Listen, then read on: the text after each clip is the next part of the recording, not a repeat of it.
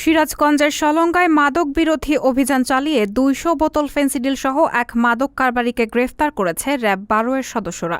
আজ মঙ্গলবার রাত ১টা ৪০ মিনিটের সময় সলঙ্গা থানার রামারচর নিউ রূপালী হোটেল অ্যান্ড রেস্টুরেন্টের সামনে মাদক বিরোধী অভিযান চালিয়ে তাকে গ্রেফতার করা হয়।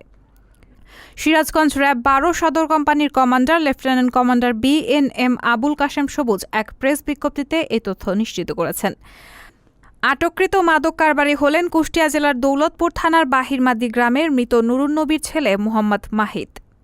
সিরাজগঞ্জ র্যাব ১২ সদস্য কোম্পানির commander lieutenant commander BNM Abul Kashem সবুজের স্বাক্ষরিত প্রেস বিজ্ঞপ্তিতে উল্লেখ করা হয়েছে, র্যাবের গোয়েন্দা শাখার সহযোগিতায় মঙ্গলবার ২৪ সেপ্টেম্বর রাত ১টা ৪০ মিনিটের সময় সিরাজগঞ্জ র্যাব ১২ সদর কোম্পানির একটি চৌকস আভিযানিক দল সলঙ্গা থানার রামারচর নিউ রূপালী হোটেল অ্যান্ড রেস্টুরেন্টের সামনে থেকে বনপাড়া হতে ঢাকাগামী মহাসড়কের ওপর মাদক বিরোধী অভিযান চালিয়ে ২০০ বোতল ফেনসিডিল সহ একজন মাদক কারবারিকে গ্রেফতার করতে সক্ষম হয়। এছাড়াও তার সাথে থাকা মাদকদ্রব্য ক্রয় বিক্রয় কাজে ব্যবহৃত একটি মোবাইল ফোন এবং নগদ ১,৫১৭ টাকা জব্দ করা হয়।